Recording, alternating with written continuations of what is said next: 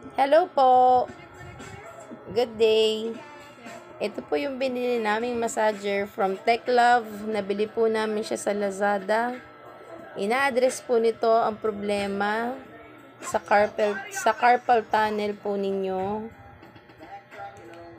So, meron po siyang settings. Yan po. Yung pinindot na yun na nasa kaliwa, yun po yung settings para ma-adjust ang level ng massage para sa iyong kamay.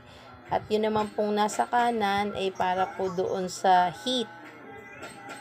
So, yan po ay hanggang number 3. Ito naman pong nasa kaliwa ay hanggang number 10. So, malakas na po siya. Nasa number 3 na. Malakas na po siya. Namamassage na at na-address na yung problema sa inyong carpal tunnel.